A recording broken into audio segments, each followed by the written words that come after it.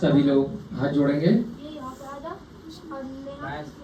नमोकार मंत्र का पाठ करेंगे मंगलाचरण के रूप में।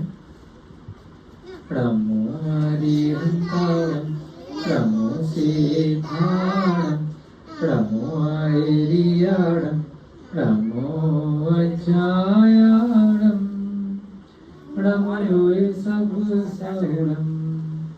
जय बोलिए देवादिदेव प्रथम तीर्थंकर आदिनाथ भगवान की, अंतिम तीर्थंकर शासन नायक महावीर वर्धमान स्वामी की। इस युग के प्रथमाचार्य श्री चारित्र चक्रवर्ती आचार्य भगवान शांति सागर जी महान मुनिराज की, अनंतानंत सिद्ध परमेष्ठी भगवानों की सभी को जय जिनेन्द्र, जय दू जड़ंग। जो भी लोग संस्था में इधर उधर हैं, एक बार विनय भैया सभी को मैसेज दिलवा देंगे। बंधुओं, हम सभी लोग छोटे बच्चे ज्ञानदानम गुरुकुल के प्रांगण में मिथिलापुरी तीर्थ क्षेत्र में सम्यक कौमुदी नामक ग्रंथ का स्वाध्याय कर रहे हैं। बड़ा ही रोचक विषय चल रहा है। बहुत सुंदर तरीके से कथाओं का संग्रह यहाँ पर किया गया है। कथा के अंदर कथा, कथा के अंदर कथा, किस प्रकार से पूर्व काल में जो घटित घटनाएं हैं वह प्रसंग हमें वर्तमान में भी प्रासंगिक है, बहुत उपयोगी है। उन सभी घटनाओं का आश्रय लेकर के हम सभी को अपने भविष्य को सुदृढ़ बनाना है। भूतकाल को जो हो चुका हम में से कोई भी परिवर्तित नहीं कर सकता, बदल नहीं सकता है। वर्तमान में जो घटित हो रहा है उस पे भी बहुत ज्यादा हम सभी का नियंत्रण नहीं होता, कंट्रोल नहीं होता है।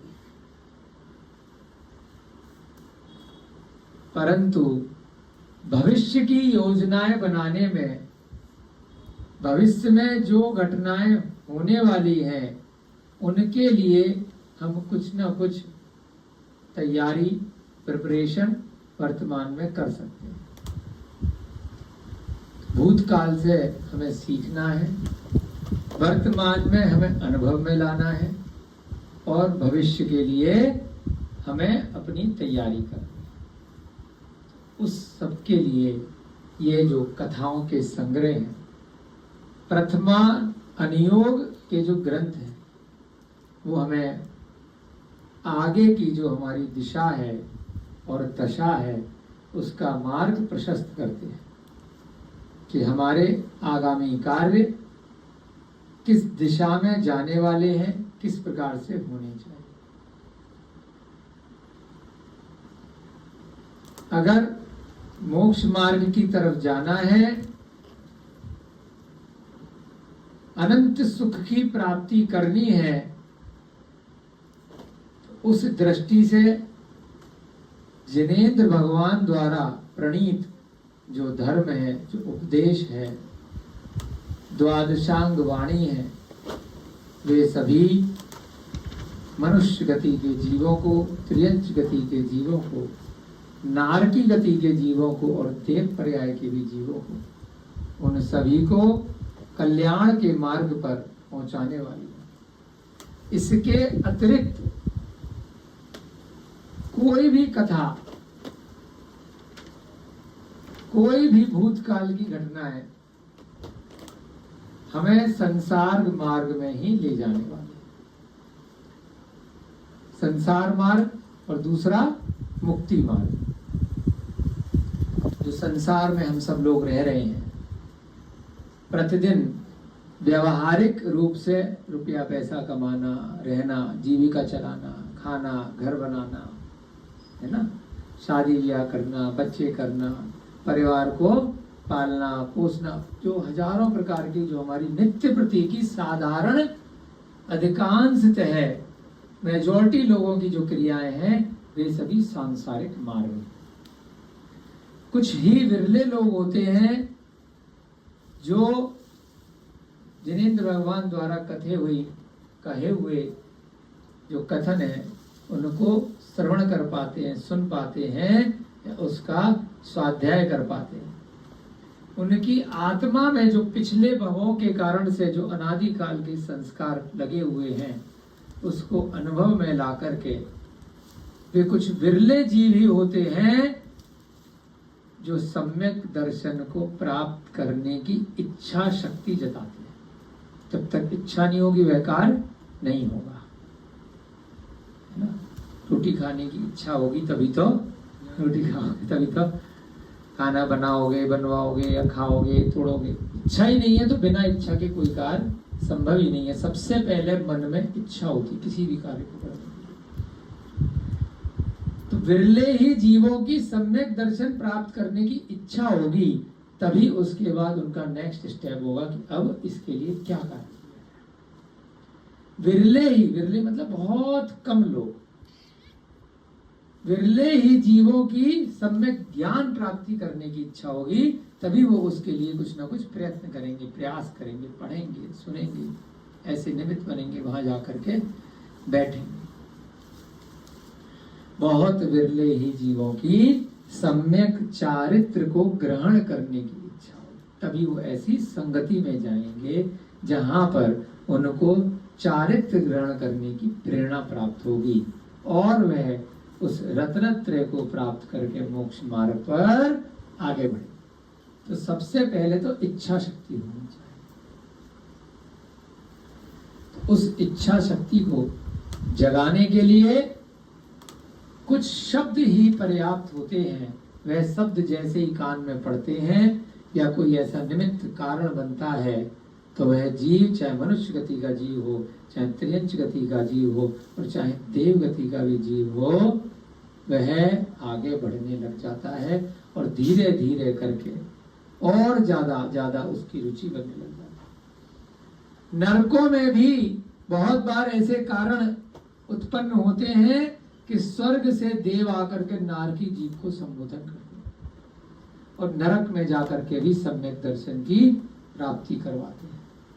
बहुत शास्त्रों में उदाहरण आते हैं। रावण के जीव को संबोधन किया, लक्ष्मण की जीव को संबोधन किया, कृष्ण की जीव को संबोधन किया, और भी प्रसंगों में जितने भी नारायण, पितरायण, अन्य भी जीव हैं। तो पूर्व भव का जिनको जिस जीव से कुछ मोह रहा, कुछ राग रहा, कुछ आत्मीयता रही, तो वह उपकार के कारण से वह नरक में जाकर के भी उपदेश दे करके सम्यक दर्शन के बारे में बताते हैं। और वहां नारकी की भी वेदना इस सम्यक दर्शन के कारण से भविष्य की जो उसकी आयु उसमें कम हो जाती है। तो इसलिए सम्यक दर्शन की इच्छा होना बहुत जरूरी है। उसके बाद तभी तो आप लोग बैठ रहे हैं ना, प्रतिदिन आ रहे हैं। हमारी भी इच्छा है तो हम प्रतिदिन समय पे आकर के पढ़ रहे हैं, स्वाध्याय कर रहे हैं। तो स्वाध्याय को परम तप कहा है बहुत शास्त्रों में, तत्वार सूत्र में। और तप करने से कर्मों की निर्जरा भी कही है, और निर्जरा को साक्षात मोक्ष का कारण कहा है। तो तीनों चीजें बहुत आपस में लिंक हैं। तो यदि आप लोग स्वाध्याय की कक्षा में चाहे बैठ रहे हैं या मनन चिंतन कर रहे हैं, पढ़ रहे हैं किसी भी प्रकार से, या सुन रहे हैं, तो वह स्वाध्याय की श्रेणी में ही आएगा।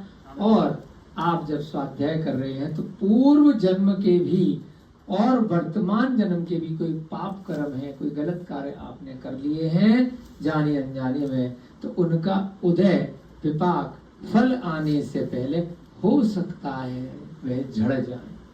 वह जिस रूप में, जिस दुष्टता से आपको कष्ट देने वाले भविष्य में होते, हो सकता है वह शांति पूर्वक चले जाए।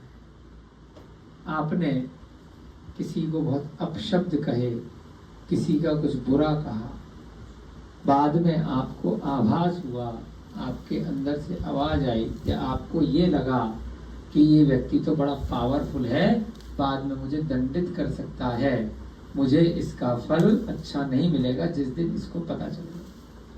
चाहे आपने अपशब्द कहे, चाहे आपने चोरी करी या हिंसा करी, कोई भी पाप किया और जिसके प्रति हुआ या जो उसमें दंडित करने का अधिकार रखता है। आपने किसी की चोरी करी, राजा को अधिकार था, उस जहां के उस एरिया के पुलिस वाले को अधिकार था, आपने खुद से जा करके वहां आत्मसमर्पण कर दिया। आपने आतंकवाद की घटना करी, आपने लूट करी और बाद में पता चला कि पकड़ने आ सकते हैं, जांच पड़ताल चल रही है, तो खुद से जा करके आपने आत्मसमर्पण कर दिया, तो उसका परिणाम क्या होगा?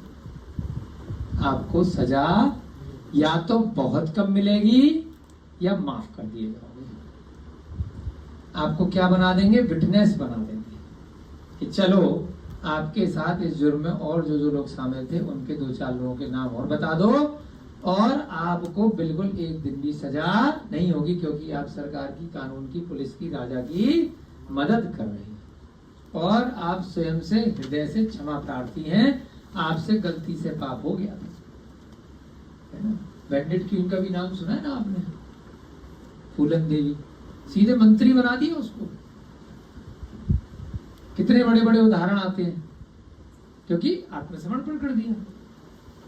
कितने सारे मर्डर करे, मंत्री पद तक दिया। ऐसे ही आसाम में हुआ, बहुत जगह हुआ, बोल रहा था, जहां जहां भी जो आतंकवादी हजारों लाखों सैकड़ों लोगों को मार भी देता है ना, उनको भी, पान सिंह तोमर का भी था, बहुत सारे राजनीति में भी आ जाते हैं, राजा बना दिए जाते हैं कि चलो अब इसने आत्मसमर्पण कर दिया। तो बिल्कुल जैन धर्म से लिंक चीजें, कोई फिल्मी कहानियां नहीं समझा रहे हम कि यदि आपने भूतकाल में पूर्व पर्याय में कोई गलत कार्य कर दिया है जो आपकी जानकारी में, आपके स्मरण में, आपको याद है, और आपने बाद में स्वाध्याय कर दिया, तो किसी गुरु ने कहा बेटा सही काम किया, इसके बदले में तुझे जो प्रतिफल प्राप्त होगा वह तेरे जीवन में बहुत बुरा होगा। तूने दूसरे का बच्चा चुराया है, तूने किसी के घर में चोरी करी है, तूने मिलावट का सामान बेचा है जिससे बहुत सारे रोग हो सकते,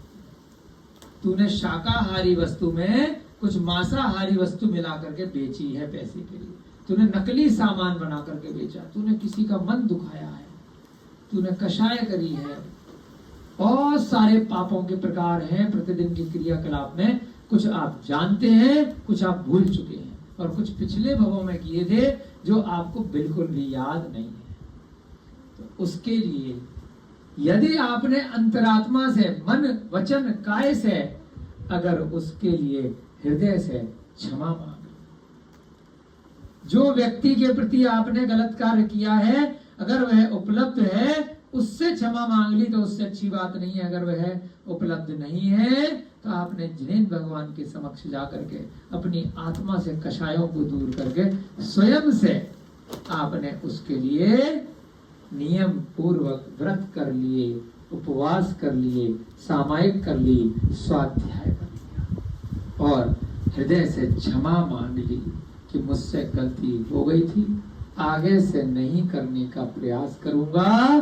तो हे प्रभु, मेरे जो पिछले पाप हैं उनसे मुझे मुक्ति की प्राप्ति हो, वे जब भी कभी फल दें तो मुझे उनसे ज्यादा कष्ट ना हो। तो वास्तव में उसी प्रकार से होता है। बहुत सारे कर्मों का उदय आता ही नहीं है और कुछ का आ जाता है।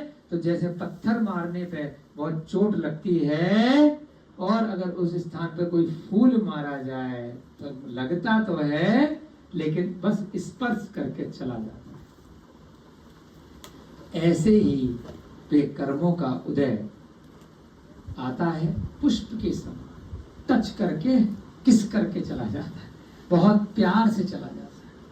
कर्म का उदय आता भी है बहुत शांति, उसी को बोलते हैं समता रूपी परिणाम धारण करने से कर्मों का जो फल है उसके लिए आपको सोचना है शांति पूर्वक कि मेरे ही पिछले कर्मों का उदय है, ये समय चला जाएगा, चला जाएगा। बहुत निर्मल परिणाम रखने, शांत परिणाम रखने, और पता भी नहीं चलेगा, चाहे कोई रोग हुआ, कोई विपत्ति आई, कोई परेशानी आई, कोई इष्ट वस्तु चली गई। तो ये सारी वस्तुएं आपको आपके कर्म निर्जरा में सहायक होती है। तो यहाँ पर भी सम्यक्त कौमुदी ग्रंथ में जो सुंदर सुंदर कथाओं का संग्रह है, वह पूर्व के काल में जो लोग हुए हैं, कुछ महापुरुष हैं, कुछ दुष्ट पुरुष हैं, उनसे हमें सीखना है, और स्वयं के हमने पिछले भवों में, इस भव में जो गलतियां कर ली हैं, उनको हमें आगे आने वाले काल में ठीक करना है। हमें भविष्य का बीमा कराना है। तो बीमा कराने के लिए प्रीमियम भविष्य में दोगे कि वर्तमान में दोगे? है बताओ। बीमा सुना है आप लोगों ने? इंश्योरेंस। आपको 10 साल बाद उसका पैसा मिलेगा, या कोई एक्सीडेंट हो गया तो आपको पहले ही पैसा मिल जाएगा आपके घर वालों को। तो बीमा बोलते हैं। गाड़ी का बीमा है, घर का बीमा है, आपका स्वयं का बीमा है, परिवार का बीमा है। कब से चालू माना जाएगा? जब से प्रीमियम दिया है, जब से उसकी किस्त दी है। तो ये जो स्वाध्याय है, ये आपके भविष्य के बीमे का प्रीमियम है। तो जब तक पढ़ना शुरू नहीं करोगे, जब तक अंतरात्मा से उसके लिए क्षमा नहीं मांगोगे, तो उसका बीमा नहीं होगा। केवल एकमात्र जैन दर्शन ऐसा है जो जिंदगी के साथ भी और जिंदगी के बाद भी। बाकी बीमा कहां तक होती है? खाली जब तक आपका जीवन है। उसके बाद पैसे किसको मिलते हैं? आपकी घरवाली को, बच्चों को, या फिर बाद में ज्यादा मोटा बीमा करा दिया तो बेईमान लोगों को कि इसका पैसा हमें मिलना चाहिए। एक पिक्चर आई थी रेस करके, उसमें बीमे के पैसे के चक्कर में लोग मार देते हैं। 100 करोड़ का बीमा करा लिया तो अपने लिए आफत हो गई कि लोग घर वाले ही षड्यंत्र रच रहे मारने के लिए कि पैसा मिलेगा। गाड़ी लेकर के एक्सीडेंट ही करा दिया, और कराओ बीमा, है ना? एकमात्र जैन दर्शन का बीमा है। Life beyond your present life. इसके बाद भी जो लाइफ होगी, उसका अगर बीमा कराना है तो यही स्वाध्याय काम आएगा। बाकी के सारे बीमा बस इस जीवन में ही। आपके अगर 10-20 साल की पॉलिसी पूरी हो गई तो मैच्योरिटी अमाउंट दे देंगे। पहले ही मर गए तो आपको तो कुछ मिला ही नहीं। किसके लिए बीमा करा रहे हो? पैसे जा रहे हो, पैसे इकट्ठे करे जा रहे हो, दिए जा रहे हो, और खुद चले गए उस पैसे के चक्कर में नरक और त्रियंज गति में। बाकी लोग तुम्हारे बीमा के पैसे पे मौज लेते हैं। तो ये बीमा है, स्वाध्याय। बहुत ध्यान रखिएगा, बहुत चिंतन कीजिएगा इन शब्दों के ऊपर, इन भावनाओं के ऊपर, है ना? श्री श्री रविशंकर जी चलाते हैं ना, उनके यहाँ पर एक संदेश आता है इसी प्रकार से, है ना? Art of living. क्या आता है? Art of living. Shri Shri Shri Ravishankar ji का। बहुत लाखों युवाएं उसमें जाते हैं। क्या हिंदी है? जीवन जीने की कला। जैन दर्शन क्या सिखाता है? आर्ट ऑफ डेथ, मृत्यु की कला। कितना यूनिक, कितना सुंदर कॉन्सेप्ट है, लोगों के समझ में नहीं आ रहा। संसार मार्ग में क्या है? Art of living. मोक्ष मार्ग में क्या है? Art of death. बहुत बारीकी। यही फर्क समझाने के लिए इस सम्यक कौमुदी चल रहा है। लोग बस जीवन जीने की कला सीख रहे हैं, संसार में रुपया पैसा कमाना, शांति के पीछे भाग रहे हैं, और संसारी मार्ग में उलझेंगे। आर्ट ऑफ कैसे जिए, कैसे खुश रहे। योगा भी कर रहे हैं, हाँ ये कर रहे हैं, लेकिन आर्ट ऑफ डेथ के बिना आर्ट ऑफ लिविंग का कोई फायदा नहीं है, कोई औचित्य नहीं है। मृत्यु कैसी हो, संलेखना कैसी हो, समाधि मरण कैसा हो, संधारा कैसी हो, कि मरने के बाद का मेरा जीवन कैसा हो, जीते जी तो अपन पिछले भवों से आ ही रहे, मनुष्य बन गए। अगला जीवन कीड़े मकोड़े का ना मिल जाए, नरक त्रियंच गति पशु पर्याय ना मिल जाए, उसके लिए जो कला सिखाता है वो केवल जैन दर्शन, पूरे विश्व वह केवल गौतम गणधर के संदेश है, भगवान महावीर के संदेश है, जिनेन्द्र भगवान की वाणी है। आर्ट ऑफ डेथ के अंदर आर्ट ऑफ लिविंग तो पहले ही आ गई, उसमें समायोजित है, उसके अंदर है, क्योंकि वर्तमान में भी आप खुश रहोगे और भविष्य की भी तैयारी अच्छे से करोगे। कंजूस व्यक्ति क्या होता है, जो वर्तमान में उसको उपभोग नहीं कर पाता, उसको खा नहीं पाता, उसको पहन नहीं पाता, बस भविष्य के लिए संग्रहित करता रहता है, इकट्ठा करता रहता है, सोना चांदी रुपया पैसा परिग्रह। तो वह इस जीवन में भी संकट उठाता है, परेशान रहता है, और भविष्य में भी जो उसने संग्रह किया वहीं जाकर के कीड़े मकोड़े सर्व बिच्छू इत्यादि बन जाता है। कंजूस व्यक्ति, जैन दर्शन का समझने वाला स्वाध्यायी व्यक्ति, शांत प्रणामी, निर्मल प्रणामी, वर्तमान में भी खूब भोगों को भोगता है और भविष्य में भी स्वर्ग अथवा मोक्ष के सुख को भोगता है। वर्तमान में उसको कोई कमी नहीं रहती है। आर्ट ऑफ डेथ के अंदर आर्ट ऑफ लिविंग तो आई गई, क्योंकि आप खुश रहोगे तभी तो आपकी मृत्यु अच्छी होगी। हंसते हुए आना है और हंसते हुए ही इस जीवन से जाना है। रोते हुए सब आते हैं और रोते हुए इस जीवन से सारे जाते हैं। क्यों? मैंने इतना सारा संग्रहित कर लिया, इतने सारे रुपए पैसे कमा लिए, अब पीछे से इसको कौन देखेगा? मेरे बीवी बच्चे परेशान रहेंगे, मेरी 7 पीढ़ियां कैसे खाएंगी, कैसे रहेंगी? इतनी टेंशन मरने में, मुझे हॉस्पिटल लेके जाओ, मेरे को बचाओ बचाओ बचाओ, मेरा इतना पैसा, ये वो उसका, ये इसका लेना, इसका देना। जाते जाते भी परेशान होकर के जा रहा है और आया है तो रोते रोते ही आया है। जिसने जैन दर्शन को समझ लिया, अनुभूति में ले आया, आत्मा में निर्मल परिणाम ले आया, तो नियम से जब जन्म होगा तो रोएगा नहीं, और जब मृत्यु होगी तो कितने लोग जाते हैं जब समाधि होती है, मैंने भैया जी कितनी भीड़ होती है। जो जानता भी नहीं है आपके मृत्यु पे, साधारण व्यक्ति की मृत्यु पे कितने लोग आएंगे? 100, 200, 500, 1000। नेता होगा, बड़ा प्रधानमंत्री होगा तो 2, 4, 5, 10,000। और जब किसी मुनि महाराज की समाधि होती है तो कितने लोग आते हैं? कोई जानता है उनको? लाखों लाखों। तरुण सागर महाराज की समाधि हुई, 30-40 किलोमीटर तक का पूरा दिल्ली भर गया। कोई रोड ऐसी नहीं जो जाम ना हुई उस दिन। कहां से आई इतनी पब्लिक?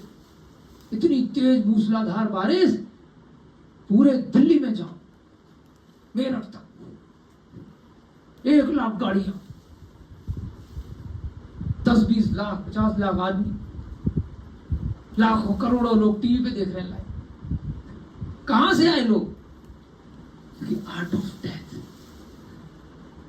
जीवन जब जीते हैं तब भी बड़े सुख के साथ, और जब मृत्यु होती है तो उसमें भी इतने सारे लाखों करोड़ों लोगों को प्रेरणा देकर जाता है। एक जीव जा रहा, ऐसे तो पता नहीं कितने मर रहे, हर पल कितने पैदा हो रहे, कितने मर रहे, उनको कौन पूछ रहा है? विरले जीव जो मोक्ष मार्ग पे जाते हैं, भगवान बनने के मार्ग पे जाते हैं पंचम काल में।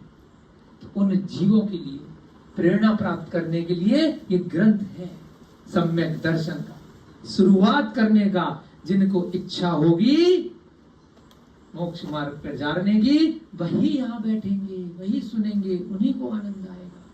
तो कितनी सुंदर सुंदर कथाएं यहाँ पर चल रही हैं। अरहद दास सेठ 8 दिन का उपवास करके बैठा है, उसकी पत्नी ने भी 8 दिन का उपवास किया है, 8 पत्नियां हैं। वहां राजा एक अंजन गुटका जो लगा लेता है, एक चोर है जिसका नाम है स्वर्ण खुर चोर, वह वहां पर वट के वृक्ष पर जाकर के ऊपर बैठा है, और अरहद दास सेठ अपनी पत्नियों को कह रहा है कि जाओ जंगल में पीड़ा करो। पत्नियां कह रही हैं जिस दिन उपवास होता है उस दिन हम कोई भी सांसारिक कार्य नहीं करते, हम तो तुम्हारे साथ ही यहाँ पे पूजा, सामायिक ध्यान इत्यादि की क्रिया करेंगे। यहाँ पर अब अरहद दास सेठ अपनी पत्नियों की बात से बिल्कुल सहमत है और कह रहा है कि आप लोगों ने जो कहा सत्य कहा, उपवास के दिन जैन आगम का श्रवण करना चाहिए। स्वाध्याय करना चाहिए, जैसे आप हम सब लोग कर रहे हैं। वही कर्म 6 का कारण है कि कौन से वाले कर्म 6 जो हमने इस भव में अनजाने में पहले कर दिए हैं पाप कर्म, और पिछले भवों में करे हैं। अगर हमसे हो गए हैं तो हम क्षमा मांग लें, हम आत्मसमर्पण करते हैं। बहुत सारे धर्मों में क्या होता है, आत्मसमर्पण करने के लिए मारते हैं स्वयं। मारना नहीं है, शरीर को कष्ट नहीं देना है, आत्मा को कष्ट देना है, क्षमा मांगनी है, उसमें कोई कष्ट नहीं है। इतना हल्का हो जाओगे आप। भोजन करते हैं रोहिता जी खूब बढ़िया से, जब पेट भर जाता है, उसके बाद जब भोजन पच जाता है, तब पानी पच जाता है, तो 1 नंबर 2 नंबर अगर टाइम पे नहीं जाओगे तो कितनी तकलीफ होती है, कष्ट होता है ना। फ्रेश नहीं हुए, भारी भारी। कब्ज में ज्यादा तकलीफ है या भूख लगने में ज्यादा तकलीफ है? ईमानदारी से बताओ डॉक्टर साहब, है कब्ज में। डॉक्टर साहब बैठे, भूख लग रही होगी तो थोड़ी देर इंतजार भी कर लोगे, कुछ ना कुछ मैनेज हो जाएगा, लेकिन जब कब्ज हो जाएगी तो कितना कष्ट होगा। भूख लगना रोग नहीं है, कब्ज रोग है। पचने के बाद खाली करना जरूरी है। जब कर्मों का घड़ा भर चुका है और अगर उसको खाली नहीं किया तो कितना कष्ट दे रहा है। तो कर्मों का क्षय करना यानी कि उसको निकालना पड़ेगा, उसको साफ करना पड़ेगा, तभी फ्रेश नई चीज अंदर जाए। तो कर्म क्षय के लिए जिनेंद्र भगवान की भक्ति, स्वाध्याय, जिन आगम का श्रवण करना जरूरी है। इसलिए आप लोग, हम सब लोग इस अरहत दास सेठ जो अपनी पत्नियों को बता रहा है उसको ध्यान पूर्वक सुनना चाहिए। इस जीव ने अज्ञान भाव से जो शुभ अशुभ कर्म किए हैं उन सब को यह उपवास के द्वारा भस्म कर देता है, जिस तरह अग्नि ईंधन को भस्म कर देती है। उपवास से क्या होता है, भूख लगती है, लेकिन भूख नहीं भी लगती है।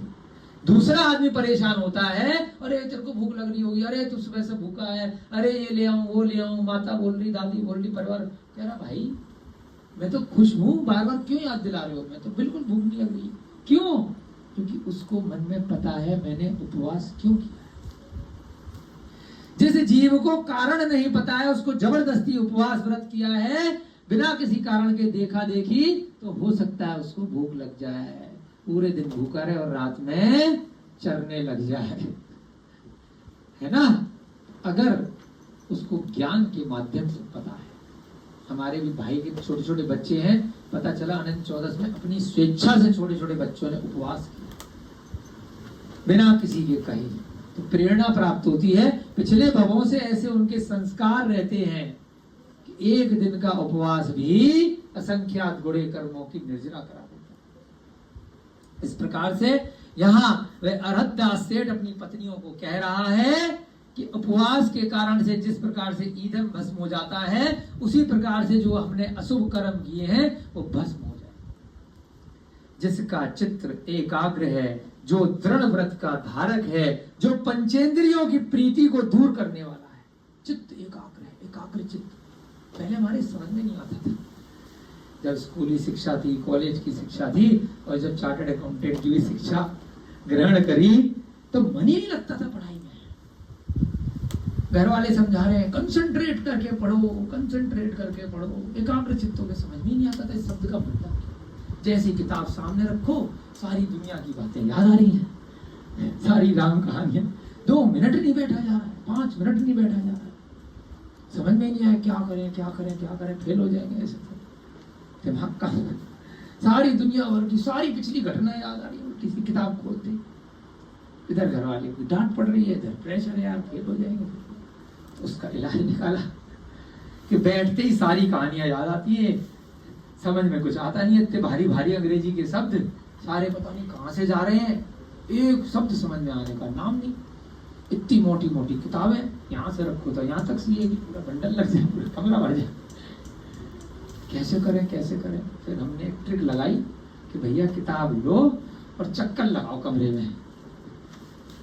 पैरों में दर्द हो जाता था घंटों घंटों, लेकिन चक्कर ही लगाते रहते थे किताब लेकर, पूरी पूरी रात पूरा दिन, क्योंकि चलते रहेंगे तो शायद 2-4 लाइन याद आएगी, हाँ ये पढ़ना है। दिमाग पहले चलने में घूमेगा ना, कि कमरा पूरा हो गया, वापस आना है, इधर जाना है, उधर जाना है, उधर टकराएंगे नहीं तो ऐसे करके कई महीने निकाले।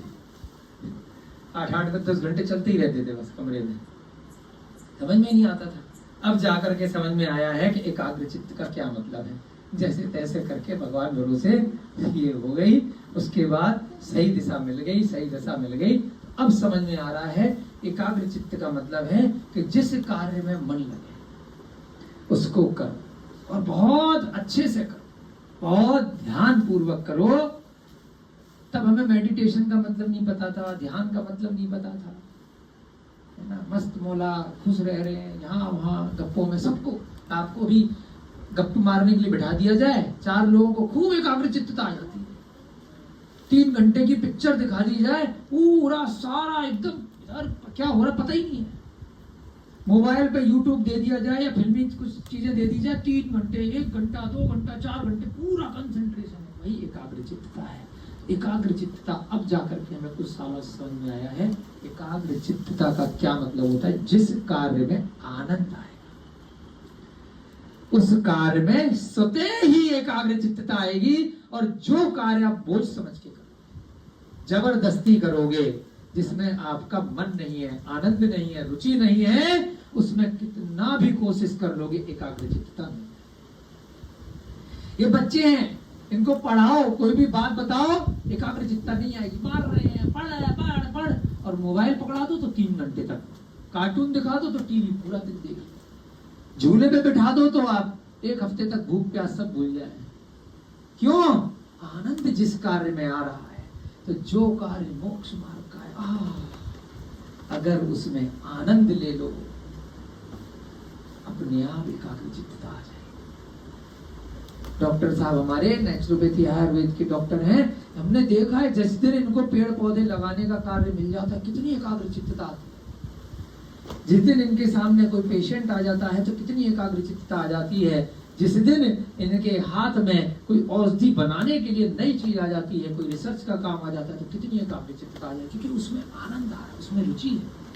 हर जीव की अपनी अपनी रुचि है, उस रुचि के अनुसार वह जीव जो कार्य करता है तो उसमें इतनी एकाग्र चित्तता आती है और उसका जो निष्कर्ष है, उसका जो प्रतिफल है, उसका जो रिजल्ट है वह कई हजार गुना अच्छा होता है। अपनी रुचि के अनुसार कार्य कीजिए।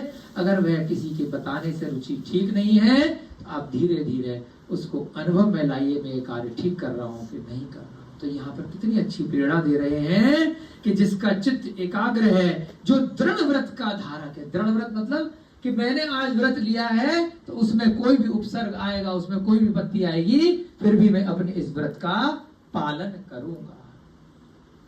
चतुर्मास का नियम लिया है, मैं बाहर नहीं जाऊंगा तो नहीं जाऊंगा। मैंने बाहर का खाना इतने दिन नहीं खाना है तो नहीं खाना है। मैंने रात्रि भोजन का त्याग किया है, इतने दिन नहीं खाना है तो नहीं खाना है। मैंने हरी का त्याग किया है, मैंने दूध दही घी पनीर मक्खन का त्याग किया है, मैंने रसों का त्याग किया है, मैंने चीनी का त्याग किया, मैंने तेल का त्याग किया, किसी प्रकार के रसों का, हरी का, बहुत सारी वस्तुओं, किसी एक वस्तु का त्याग किया है। मैंने ब्रह्मचर्य का पालन किया है। मैं इतने दिन तक अपने पत्नी है या किसी से भी भोग नहीं भोगूंगा, न देखूंगा, अलग रहूंगा। उतने दिन तक के लिए मैंने अगर कोई भी त्याग किया है तो उसमें दृढ़ता, उसमें एकाग्र चित्तता अगर लाओगे तो उसका रिजल्ट बहुत अच्छा होगा, जो पंचेंद्रियों की प्रीति को दूर करने वाला है। कल बताया था ना 5 प्रकार की आपकी इंद्रियां हैं, स्पर्श, रसना, घ्राण, चक्षु और कर्ण। ये पांचों की पांचों इंद्रियां इस संसार में आपको डुबाने वाली हैं। इसकी जो विषय वासनाएं हैं, इसके जो भोगने की जो इच्छाएं हैं, ये पांचों की पांचों इंद्रियों कि ये चीज टच करने से मुझे बड़ी अच्छी लग रही है, ये चीज खाने में बड़ी अच्छी है, ये चीज सूंघने में बड़ी अच्छी है, ये चीज देखने में बड़ी अच्छी है, ये चीज सुनने में बड़ी अच्छी है। तो ये पांचों प्रकार की इंद्रियों के जो विषय हैं वे भी अगर आपने उसकी प्रीति को दूर किया, हमें कोई फर्क नहीं पड़ता कुछ भी सुनाई दे कुछ भी नहीं सुनाई दे। जिसका मन अध्यात्म योग में लगा हुआ है और जो निरंतर अहिंसक रहता है, उसे निश्चित ही मोक्ष की प्राप्ति होती है। तो जो विषय हम शुरू कर रहे थे वही यहाँ पर बता रहा है अरहत दास सेठ। किसको बता रहा है? अपनी पत्नियों को कि अहिंसा ही मोक्ष मार्ग। मन अध्यात्म में लगना ही मोक्ष मार्ग है। अब अध्यात्म भी सही सही पता होना चाहिए। संसार मार्ग अध्यात्म नहीं है, वह लग रहा है, वह भ्रांति है, वो भूल भुलैया है। संसारिक सुखों की इच्छाएं और उसकी पूर्ति, संसार में खुश रहना, वो अध्यात्म नहीं है, वास्तविक अध्यात्म नहीं। स्त्रियों ने कहा, हे देव, हमें और आपको अपने घर के मध्य में स्थित सहस्त्रकूट चैत्यालय में आज जागरण करना चाहिए। भरतदास से बड़ा बढ़िया सेठ है आप लोगों की तरह, जैसे आपके पास में भी यह मंदिर है, वहां पर भी उसके घर के पास में सहस्त्रकूट जिनालय था। हजारों प्रतिमाएं होती है, सहस्त्रकूट है ना, 1008। तो उस जिनालय में आज हम जैसे भी आजकल करते हैं ना, देवी जागरण, डीजे डीजे चला करके खुद भी जागते हैं और पूरी अड़ोसी पड़ोसियों को भी रात भर जगाते हैं। शांति पूर्वक भक्ति करो, पूजा करो, शोर शराबा ऐसा मचाओ कि जिसमें वास्तविक भक्ति हो, है ना। तो जागरण करो, ध्यान करो, स्वाध्याय करो, मनन करो, चिंतन करो, संसार मार्ग में निकलने के लिए आप आगे बढ़ो। तो देवियों ने जो उसकी पत्नियां थी कि ऐसा करते हैं, जंगल वंगल में नहीं जाते नाचने गाने के लिए। यहाँ जो जिनेन्द्र भगवान का मंदिर है, सहस्त्रकूट जिनालय है, वहां पर जागरण करेंगे और वहां जो भी आप स्वाध्याय कराओगे सुन ले। सेठ ने कहा ठीक है, ऐसा ही हो, चलो। तदनंतर अनेक मंगल द्रव्यों से सहित सेठ और उसकी स्त्रियां सहस्त्रकूट चैत्यालय में गईं। वहां मंगलमय निर्मल शब्दों आदि के द्वारा भगवान अरहंत परमेश्वर की पूजा कर परस्पर धर्म संबंधी हर्ष से विनोद करते हुए सब बैठे। 8 दिन से पूजा कर रहे थे, लेकिन आनंद आ रहा था, इसलिए अभी भी थक नहीं रहे। ये दिल मांगे मोर, मोर चाहिए ज्यादा, और क्योंकि आनंद आ रहा है। हमें भी आनंद आता है कि बस पढ़ते रहे, पढ़ाते रहे, लेकिन समय हो जाता है कहते यार क्यों इस काम धंधे में फंस गए, क्यों संस्था चलाने की जिम्मेदारी आ गई, क्यों खर्चे निकालने के बोझ आ गए। नहीं तो स्वाध्याय करते रहो, कराते रहो, जो जिसको आना होगा आएगा, आप लोग थक जाए चले जाएंगे, दूसरे आ जाएंगे। समूह शरण में भी ऐसे ही होता है। अरिहंत भगवान तीर्थंकर पूरे दिन स्वाध्याय कराते हैं, लोग आते हैं चले जाते हैं, भगवान का समूह शरण फिर किसी स्थान पर लग जाता है, 4 बार स्वाध्याय होता है 24 घंटे में, हर 3-3, 4-4 घंटे, वो घंटों घंटों चलता है।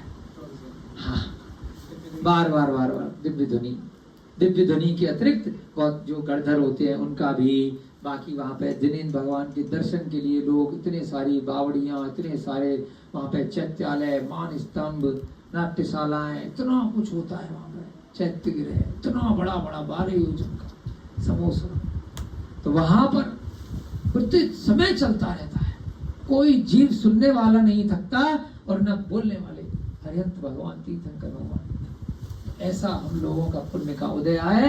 या छोटे से यहाँ पर अपन स्वाध्याय कर रहे हैं, बहुत सूक्ष्म रूप में हमारा पुण्य इतना तीव्र हो भविष्य की पर्यायों में कि साक्षात हमें और आप सबको अरिहंत भगवान के, तीर्थंकर भगवान के समूह शरण में दिव्य ध्वनि सुनने का सौभाग्य प्राप्त हो। ऐसी मन में भावना करो, भावना करोगे तो अवश्य पहुंचोगे, भावना ही नहीं करोगे तो वो चीज कभी नहीं मिलेगी। हमारे रमेश अंकल जी आए हैं, इतना आनंद आता है मिट्टी के बर्तन बनाने में, एकाग्र चित्तता के साथ पूरे दिन बनवा लो, 24 घंटे बनवा लो। तो ऐसा ही आनंद आत्मा में लेकर के आओ, अपने कर्मों की निर्जरा में लेकर के आओ। 8 दिन के व्रत उपवास पूजा के बाद भी अभी भी उसकी 8 की 8 पत्नियां कह रही हैं, एक रात और धर्म करते हैं। तो सारे की सारे लोग वहां पर भगवान अनंत परमेश्वर की पूजा करके परस्पर धर्म संबंधी हर्ष से विनोद करते हुए बैठ गए और पूजा करते। तदनंतर स्त्रियों ने कहा, हे प्रिय, हे दया सिंधु, हे प्राण प्रिय। हमारी पत्नी ऐसे बोल दे तो पता नहीं अभी मोक्ष हो जाए। क्या पत्नियां हैं वर्तमान, वाह। ऐसे बोलती है आपकी पत्नी विनय जी? तुम भी तो शादीशुदा हो। पिताजी ऐसे बोलती है, ऐसी बात करती है कि आपकी पत्नी, हे प्रिय, हे दया सिंधु, हे प्राण प्रिय। वाह, सुन के खुश हो गए। आपको दृढ़ सम्यक दर्शन कैसे हुआ यह कहिए। अब पत्नियां पूछ रही हैं अरहतदास सेठ से कि एक बात बताओ, इतना दृढ़ सम्यक दर्शन कैसे, इतना पक्का कैसे है आपका सम्यक दर्शन, हम इतने समय से देख रहे हैं। तो अब सुनिएगा, वो बताएगा। कौन कौन सुन रहा है? चोर भी सुन रहा है, राजा भी सुन रहा है, मंत्री भी सुन रहा है, 8 पत्नियां सुन रही और हम सब भी सुन रहे हैं। सेठ ने कहा पहले तुम सबको अपने सम्यक्त्व का कारण कहना चाहिए, पहले तुम बताओ कि तुम्हें कैसे हुआ। स्त्रियों ने कहा सेठ जी आप हमारे पूज्य हैं, पहले आप कहो, अतः आप पहले को पहले पढ़ा। लेडीज फर्स्ट, क्योंकि इंसान मनुष्य डरता है लेडीज से। पहले तुम भैया, वो कह रहा है लेडीज फर्स्ट, वो कह रहा है जेंट्स फर्स्ट। पीछे हम निरूपण करेंगी, बाद में हम बताएंगे हमें सम्यक दर्शन कैसे हुआ। पहले आप बताओ कि आपको जिनेंद्र भगवान के वचनों पे इतना श्रद्धान कैसे हुआ। द्विजों का गुरु अग्नि है, वर्णों का गुरु ब्राह्मण है, स्त्रियों का गुरु पति है और अतिथि सबका। पत्नियां कह रही हैं कि द्विजों का गुरु अग्नि है। द्विज भी जो ब्राह्मण इत्यादि जो पूजा पाठ करते हैं तो अग्नि होम करते हैं ना, अग्नि लगा करके हवन करते हैं। ये आम की लकड़ी कल लाए थे ना, तो अग्नि को ही गुरु मानते हैं, उसी के फेरे लेते हैं ना। शादी होती है तो हमने भी लिया, आपने भी लिया, आगे भी लोग लेंगे। अनादिकाल से ये प्रथा चल रही है अंकल जी है। अग्नि के फेरे ले होंगे आपने भी 70 साल पहले की 70। तो अग्नि भी गुरु है, अग्नि की फेरे होते। वर्णों का गुरु ब्राह्मण है, जो वर्ण होते हैं ना, क्षत्रिय, ब्राह्मण, शूद्र, है ना, और वैश्य। इनमें ब्राह्मण को जो उपदेश देते हैं उनको गुरु माना गया। स्त्रियों का गुरु पति है, पत्नियों का गुरु कौन है? पति है। तो इसलिए पहले आप बताओ फिर हम बताएं। तो पत्नियां कह रही हैं हमारे गुरु आप हो। और अतिथि तो सबका गुरु है। अगर अतिथि घर में आ जाए और वह योग्य अतिथि है, निकृष्ट दुष्ट नहीं है, दुष्ट वाले को तो भगा दोगे गेट के बाहर से। अगर उत्तम मध्यम जघन्य श्रेणी का अतिथि है, अगर मुनि महाराज हैं, अगर क्षुल्लक महाराज हैं, अगर माताजी इत्यादि हैं, साधर्मी जो आपसे अणुव्रतों की धारण करने वाले, तो वे सभी के गुरु हैं। उनको आदर सत्कार से आहार, औषध, अभय और ज्ञान दान के रूप में दे करके स्वयं को कृतकृत्य करना चाहिए। स्वयं के पापों की निर्जरा और स्वयं के पुण्य एकत्रित करने चाहिए। अतिथि सबका गुरु है। मुनि महाराज तो राजा के भी गुरु हैं। मोदी जी भी नीचे बैठे थे विद्यासागर महाराज जी के दर्शन करने गए थे। तो गुरु तो जो अतिथि है, जो दिगंबर मुनि महाराज है, वो तो सबका गुरु है, हैं? बताया कि नहीं, राजा कभी ऊपर नहीं बैठ सकता दिगंबर मुनि के, इतना उनका प्रताप होता है। सब बड़े से बड़े राजा को पता है बात कि ये नग्न है, इनके पास कुछ नहीं है और इनके पास इतना कुछ है कि पूरे संसार की इनको इच्छा ही नहीं है, तभी तो नग्न है। इन्हें मेरा राजपद भी नहीं चाहिए, न मेरे को नमस्कार करेंगे, न मुझे कोई टोकन देंगे 10, 20, 50, 100, 1 लाख रुपए का। मुझे इनसे कोई काम नहीं है, मुझे ही इनसे काम है। इनको मुझसे कोई काम नहीं है, इनको तो संसार की कोई इच्छा ही नहीं है। तो भैया मैं मांगने आया हूं तो मुझे नीचे बैठना। क्योंकि दिगंबर मुनि तो वही बनता है जिसने सारी इच्छाओं समाप्त कर दी है, इच्छा निरोध। इसलिए वह सबको देता है आशीर्वाद, आशीर्वाद और आशीर्वाद। उसके दर्शन मात्र से ही पुण्य इकट्ठा होने लग जाता है। सारे बिगड़े हुए कार्य बड़े बड़े राजनेताओं के भी बन जाते हैं। इसलिए इतना भी बड़ा से बड़ा राजा हो, सिकंदर भी कल्याण मुनि के आगे झुक गया था। कितना बड़ा सिकंदर, पकड़ करके ले गया। कहां ले गया? यूनान, पानी के जहाज में, कि भैया माफ कर दो, पूरा विश्व जीत लिया लेकिन आपको नहीं जीत पाया। कल्याण मुनि ने कहा ठीक है, एक शर्त पे जाऊंगा कि तेरी भावना अच्छी हो, समाधि मरण करेगा। समाधि मरण किया सिकंदर ने। पानी के जहाज में रास्ते में ही मृत्यु को प्राप्त हो, पहुंच नहीं पाया। मुनि महाराज ने वहां जाकर के कल्याण मुनि ने वहां पर भी अपने दिव्य उपदेश दिए जैसी उसकी इच्छा थी। दोनों हाथ, एक ही उसने संदेश दिया सिकंदर ने कि जब मैं मरूं तो मेरे दोनों हाथ खाली होने चाहिए, दोनों पैर खाली होने चाहिए, पूरी प्रजा में संदेश जाना चाहिए कि मैं खाली हाथ आया था, अब खाली हाथ से। वो भी झुक गया, कल्याण मुनि गया, दिगंबर मुनि थे, कुछ नहीं था।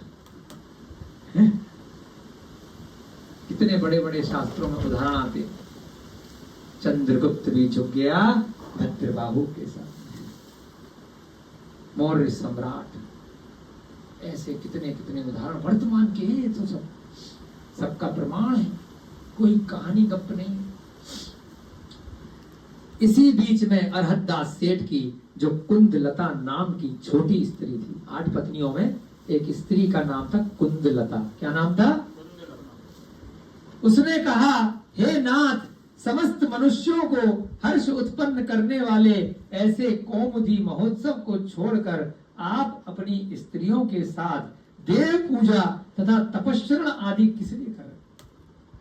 छोटी वाली जो पत्नी है उसने कहा, नगर में महोत्सव हो रहा है, चलो आपकी बात ठीक है, आपने कहा, बाकी सबने भी कहा, लेकिन बताएं तो सही, इस सम्यक दर्शन है तभी तो आप तैयार हो गए इतनी जल्दी। हमको भेज रहे थे और खुद धर्म ध्यान करना चाह रहे थे, हम सब ने भी कहा, तो आपने कहा चलो मंदिर में पूजा पाठ करके स्वाध्याय करें। तो सबसे छोटी स्त्री है कुंदलता, वो पूछ रही है कि कौमुदी महोत्सव को छोड़कर यहाँ देव पूजा और तपस्या किस लिए कर रहे हैं? सेठ ने कहा, हे भद्रे, हम लोगों के द्वारा जो पुण्य किया जाता है वह परलोक के लिए किया जाता है। कितनी सुंदर बात, जो हम प्रारंभ से बता रहे हैं, हमें आगे का नहीं पता था क्या आएगा, हम भी बिल्कुल सरप्राइज होकर के ग्रंथ पढ़ रहे हैं। पहले कभी नहीं पढ़ा है, सीधे डायरेक्ट पढ़ रहे हैं। पहले से भी 1 घंटे पहले कोई पढ़ के यहाँ के रिवीजन नहीं करती, सीधे डायरेक्ट, क्योंकि आनंद लाना है अंदर से। एकाग्र चित्तता तभी बनेगी जब पहली बार कोई चीज को पढ़ोगे, समझोगे, तो अपने स्वयं की अनुभूति में आएगा, स्वयं के चिंतन में कोई वस्तु आएगी। अभी आपको शुरुआत कैसे करी थी? आर्ट ऑफ डेथ, परलोक। आगे भविष्य की पर्याय क्या मिलने वाली है, भविष्य में कौन सा लोक मिलने वाला है, भविष्य की कौन सी गति मिलने वाली है, उसकी तैयारी चल रही है।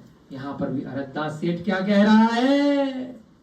हम लोगों के द्वारा यहाँ जो पुण्य किया गया है वह परलोक के लिए गया है, अगले जन्म के लिए गया है। इस जन्म में तो मेरे पे खूब रुपया पैसा सोना चांदी भरा पड़ा है भंडार, लेकिन अगर इसके साथ ही इसमें परिग्रह को धारण करके, इसमें मोह रख करके अगर मृत्यु हम सबकी हो जाती है तो निश्चित तौर पर नरक त्रियंज गति है। राजा अगर राजा के पद में मोहित होकर के मर जाता है तो नियम से नरक गति जाता है। कहाँ तो राजा राष्ट्र का, और कहाँ नारद, गरम तेल की कढ़ाई में उबाला जा रहा है, काटा जा रहा है, मारा जा रहा है, सीधे।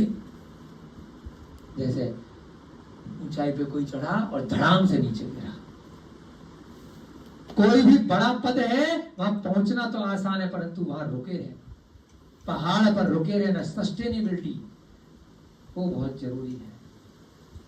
तो यहाँ पर किसकी तैयारी चल रही है? परलोक की तैयारी चल रही है। इस जन्म में तो हमने पहले से ही अपने पुण्य के कारण से तुम्हारे यहाँ पर आवास हुआ, तुम्हारा यहाँ पर विवाह हुआ, सब कुछ तुम्हें बहुत अच्छे से मिल रहा है, रुपया पैसा, गाड़ी, नौकर चाकर, महल अटारे, सब कुछ यहाँ पर आपके पास में, मेरे पास भी है, परंतु भविष्य में रहेंगे या न रहेंगे क्या गारंटी है? इसलिए एकमात्र इच्छा करो कि कोई इच्छा मत करो। जिस दिन आप किसी वस्तु की इच्छा नहीं करोगे तो सारी वस्तुएं आपके पीछे भागती चली आएगी। एक गुल्लक है पैसों की, पैसों से भरी हुई है, और उसमें आपने एक सिक्के से, आपने देखा ऊपर से छेद था, एक चोर आया, उसके पास एक सिक्का था, उसने उस सिक्के से उचट के सिक्के निकालने की कोशिश करी। 5 मिनट, 10 मिनट, 15 मिनट है, क्या हुआ अंत में? प्रैक्टिकल बता रहे, एक्चुअल में करके देख लेना क्या होगा। बताओ क्या होगा विनय जी? एक गुल्लक में बहुत सारे सिक्के भरे हुए हैं, ऊपर छोटा सा छेद है, आपके पास भी 1 रुपए का, 5 रुपए का, 10 रुपए का सिक्का है, आपने कहा चोरी कर लेता हूँ। आप सिक्का निकालने की कोशिश करते रहे उस छेद में से, 10-15 मिनट बाद क्या होगा, जो हाथ का सिक्का है वो भी अंदर चला जाएगा, अंदर वाला बाहर नहीं आएगा। करके देख लेना कितनी भी बार। तो यहां पर भी वही प्रेरणा दे रहे हैं कि संसार में ऐसे ही होता है, जिसके अंदर गुण ज्यादा होते हैं, पहले से सिक्के ज्यादा हैं, वो छोटे वाले कम गुण वाले को अपने में मिला लेता है। जिसके पास पैसा ज्यादा है उससे आपको पैसा नहीं मिलेगा, आपके पास जो है आप वो दे आओगे, आप कभी ले जाएगा, तभी तो उस पर इतना है। तो ये शास्त्रों द्वारा प्रणीत बातें हैं, 100 आने सकते हैं, आप करके देख लेना कभी। गुल्लक खोल के तो निकाल सकते हो, उसको खाली कर सकते हो, जहां से डालना है वहां से कभी निकाल नहीं पाओगे। तो जो हाथ में होगा वो भी वहीं पे अंदर चला जाएगा। तो यहां पर भी यही कह रहे हैं कि हम लोगों द्वारा जो पुण्य किया जाता है वह परलोक के लिए किया जा रहा है। इस जन्म में जो हमने प्राप्त कर लिया है वो तो पिछले भवों के पुण्य के कारण से, पिछले भवों में जो हमने भावनाएं हमने धारण करी, जो परिणाम हमने धारण किए, उसकी वजह से ये जन्म मिला है। अब कुंदलता ने कहा, जैसे हमारे रविकांत भैया जी छूटते ही प्रश्न करते हैं, हे स्वामी, अरे परलोक किसने देखा है? किसने देखा है?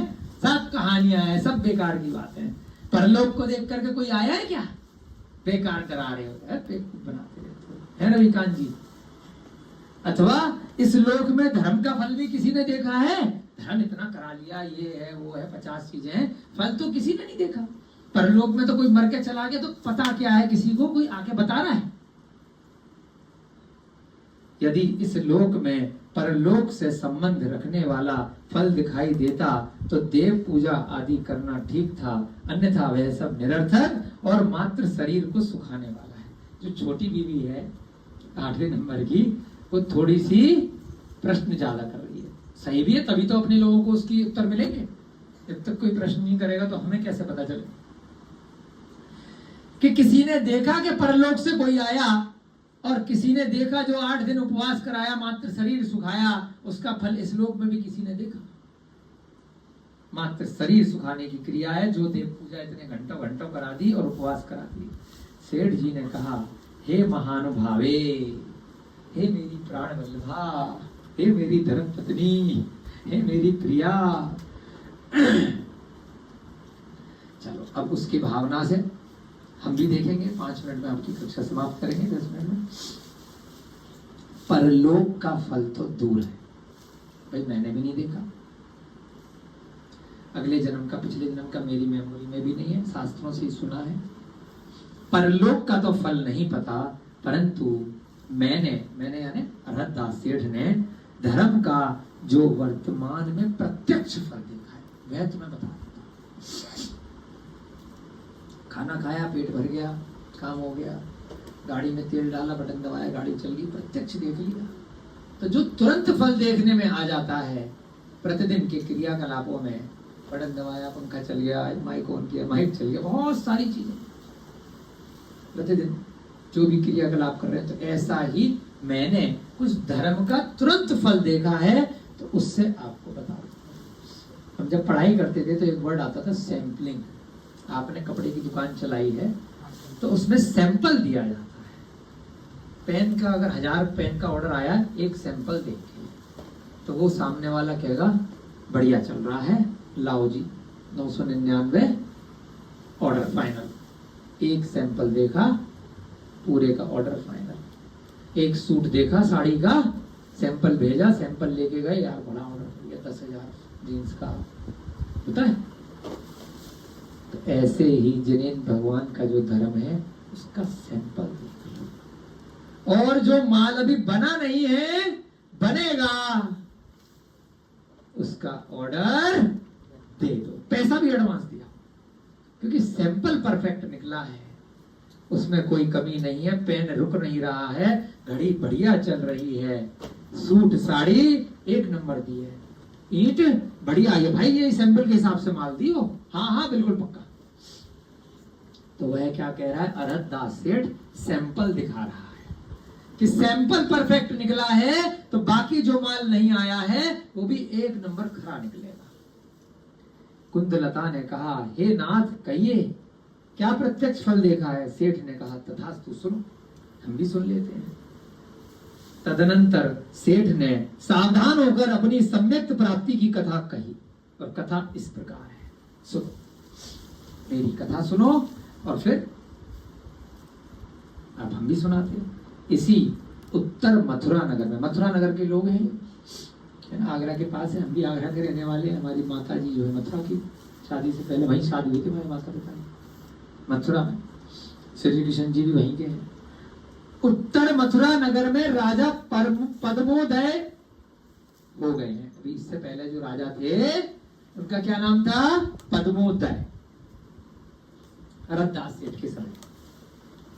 उनकी रानी का नाम था यशोमती। यशोमती उनका भी नाम था, कृष्ण जी की माता का भी, वो भी मथुरा में थी। यशोमती मैया से बोले नंद राजा है। उन दोनों के उदितोदय नाम का पुत्र था। अभी जो राजा चल रहा है, जो वहीं पे सुन रहा है चोर के साथ, वो मंत्री के साथ, उदितोदय, उसी की कथा सुना रहा रखता। उसे मालूम नहीं है कि राजा यही सुन रहा है मेरी कथा। राजा की कथा सुनाने लग गया कि इससे पहले जो इसके पिताजी राजा थे उनका नाम था पद्मोदय, अब उनका पुत्र राजा है, उसका नाम है उदितोदय। वह उदितोदय इस समय राजाधिराज है। अभी जो राजा है ना यहाँ पर हमारे नगर का, उदितोदय है, पता है। इसी नगर में संभिन्नमती नाम का राजमंत्री था। उसकी स्त्री का नाम था सुप्रभा, और उन दोनों के सुबुद्धि नाम का पुत्र था। सुबुद्धि भी सुन रहा है, उन्हीं की कहानी चल रही है कि इनकी वजह से मुझे सम्यक दर्शन हुआ है। कैसे कैसे निमित्त बन जाते हैं। वही सुबुद्धि इस समय राजाधिराज उदितोदय का मंत्री है। सुबुद्धि राजा का मंत्री है। उन दोनों की वजह से मुझे सम्यक दर्शन हुआ। वो चोरी चोरी बन के सुन रहे। इसी मथुरा नगर में अंजन गुटका आदि की विद्या में प्रसिद्ध रौप्य खुर नाम का चोर था। चोर की भी कहानी सुना रहा है, और चोर भी वहां पटके पेज पे चढ़ा हुआ सुन रहा है, गुप्त रूप से मिस्टर इंडिया बन के, है ना। खुर नाम का चोर है। उसकी स्त्री का नाम रूपखुरा है।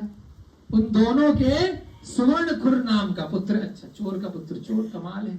जो अभी चोर है वह सुवर्ण खुर है। उसके पिताजी भी चोर थे, खानदानी चोर है। जैसे खानदानी राजा हैं, अपनी परंपरा को निभा रहे हैं। जैसे हमारे खानदानी डॉक्टर साहब हैं, कमाल है। हम भी खानदानी सीए तो नहीं है, वकील है हमारे पिताजी। वह इस समय चोर है, वाह, सबको मालूम है। इसी नगर में जिंददत्त नाम का सेठ था। इस नगर में एक सेठ जी भी है, जिंददत्त। उनकी स्त्री का नाम जिनमती था, और उन दोनों का मैं अरहतदास नाम का पुत्र हूं। अपनी भी बता दी कि मेरे पिताजी जिनदत्त हैं, माताजी जिनमती हैं। चोर के माताजी पिताजी हैं, उधर राजा के माता पिताजी हैं, सब इकट्ठे बैठे हुए हैं। इस समय राज सेठ होकर रह रहा हूं। देखो राजा के सामने मैं भी सेठ हूं, बढ़िया से। यह सब चोर ने, राजा ने और मंत्री ने सुन लिया। चोर भी पेड़ पे सुन रहा है, यार ये हमारी कहानी क्यों सुना रहा है बैठ के। राजा भी सुन रहा है, मंत्री भी सुन रहा है। चोर ने मन में कहा, मेरा चोर का व्यापार नित्य का है, इस समय ये क्या क्या कहता है जरा सुने। आए तो चोरी करने थे, लेकिन पहले शांति से इसकी कहानी सुने, कह क्या रहा है मेरे बारे में। मेरा तो डेली का चोरी का कारण है, और मेरी वजह से इसको सम्यक दर्शन कैसे हो गया, क्या मामला है भाई। इसलिए निश्चल चित्त होकर के सुनने लगा। जब काम की चीज आ गई तो कंसंट्रेशन हो गया, एकाग्र चित्तता आ गई। हमें भी आ रही है, आप सबको भी आ रही है। अरे वाह, चोरों की कहानी चल रही। राजा और मंत्री ने भी आपस में कहा, यह कौतुक हम दोनों को भी सुनना चाहिए। कौतुक माने यार बड़ी कम, हम तो ऐसी सरप्राइज आए थे आश्चर्यजनक रूप से, रात में टहलते टहलते, और यहाँ पे हमारी कहानी चल रही है, चलो कान लगा के चुपचाप बैठ के सुनो। ऐसा विचार कर दोनों सावधान होकर स्थित हो गए। उधर चोर भी सुनने लग गया, इधर राजा मंत्री, इधर आठों पत्नियां, इधर सेठ जी सुना है। तत्पश्चात सेठ कहता है, हे प्रियाओं, देखी सुनी और अनुभूत कथा मैं कह रहा हूं, उसे ध्यान देकर सावधानी से सुनो। स्त्रियों ने कहा, यह आपका महाप्रसाद है। देखो ना, शेरो शायरी, इरशाद इरशाद, सुनाओ सुनाओ। तो प्रसाद है, इरशाद यहीं से निकला हुआ, प्रसाद से। क्या रविकांत जी सुनाते हो ना शेर शायरी? सुनाते हो गर्लफ्रेंड गर्लफ्रेंड को नहीं सुनाते हैं? कौन कौन सुनाते हैं? तो इरशाद शब्द का हमें मतलब नहीं पता था, अब पता चल गया। प्रसाद यानी कि गिफ्ट, प्रसाद मिलता है ना, प्रसाद लड्डू पेड़ा प्रसाद। तो ये आपका प्रसाद है जो आप ये कहानी सुना रहे हो। तो देखी सुनी और अनुभूत यानी कि मेरे अनुभव में जो आई है वह कहानी मैं सुना रहा हूं। बस ये वाली लाइन पढ़ के आपका समय हो रहा है। सेठ कहना शुरू करता है, वह रूपखुर जो चोर है नगर में भारी चोरी करता हुआ राजा आदि को दुस्साध्य हो गया है। बहुत चोरी करता है क्योंकि ढूंढने में ही नहीं आ रहा, गायब है, अनिल कपूर बना हुआ है। छाया से तो कोई पकड़ नहीं सकता। अब छाया कभी यहाँ कभी वहां, कैसे पकड़ोगे? हैं? चैन भी घुमाओगे क्या, पकड़ नहीं पाओगे ना भली छाया। और छाया तो तभी दिखेगी जब दिन है। रात्रि में जहाँ लाइट नहीं है तो छाया कैसे दिखेगी? टॉर्च में ले आकर के बढ़ा इधर उधर इधर उधर, बहुत आराम से वो कहीं का कहीं चढ़ जाएगा। तो इसलिए राजा को भी दुस्साध्य हो गया है। मंत्री को पता है इसका नाम ये चीज कर रहा है, कोई नहीं पकड़ पा रहा है। उस चोर ने चोर को दुस्साध्य मानकर अपने नगर की रक्षा के लिए उसने वृत्ति बांध दी है। तो राजा ने मंत्री ने क्या किया है कि भाई वृत्ति पूरी बाउंड्री करवा दी है उसको, लेकिन उस चोर को फिर भी रोक नहीं पा रहे हैं। तदनंतर वह चोर का कार्य छोड़कर सप्त व्यसनों में आसक्त हो और नित्य ही जुआ खेलने लगा है। चोरी वोरी करके ज्यादा पैसा आने लग गया ना, क्योंकि पहले तो भाई पकड़ने का डर था। एक बार गाड़ी चुराएगा, 2 बार चुराएगा, एक बार मोबाइल चुराएगा, कभी ना कभी तो पकड़ा जाएगा, है ना कभी। लेकिन अब वो पकड़ा ही नहीं जा रहा है तो पैसा ज्यादा हो गया है। पहले छोटी चोरी करता था, बैंक लूट रहा है बड़े बड़े। अब उस पैसे को ठिकाने कैसे लगा रहा है? अब व्यसन कर रहा है, व्यसनों में आसक्त हो गया है और जुआ खेल रहा है, पैसे लगा रहा है जुए में, बड़ी बड़ी गड्डियां। राजा की ओर से मिलने वाली वृत्ति से जो धन आता था उसे वह जुआ में खर्च। अच्छा, वृत्ति का मतलब हमें समझ में नहीं आया। वृत्ति का मतलब हमें लगा था वृत्ताकार, वृत्ति का मतलब है पेंशन समझ लो। राजा भी तंग आ गया कि भाई तू चोरी मत कर, तू पेंशन ले ले, हर महीने तनख्वाह ले ले। विनय जी कमाल की स्टोरी है। होता है ना कि यार ये आदमी पकड़ में नहीं आ रहा, लोगों को तंग कर रहा है, तो भाई तनख्वाह ले ले। हमें भी जो हमारे आसपास चोर है ना, हमें भी ये करना पड़ेगा। अभी ऐसे ही करने वाले हैं, है ना, कि भाई तू और लोगों को तंग मत कर, यहाँ भी तंग मत कर, तू हर महीने शांति से बैठे रहने के पैसे ले ले। आते हैं भाई पैसे ऐसे ले ले, नहीं तो मैं तंग करूंगा, शराब पी के दंगा करूंगा, तो भाई हफ्ता ले ले।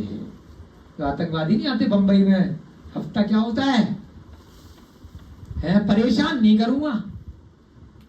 गैंगस्टर 1000 रुपए का हफ्ता वसूली, तो वही वृत्ति को बोलते हैं हफ्ता देते थे उसको, क्योंकि उस चोर को पकड़ नहीं पा रहे। तो उस हफ्ता बिना कार्य के मिलने लग गया, मेहनत नहीं करनी है।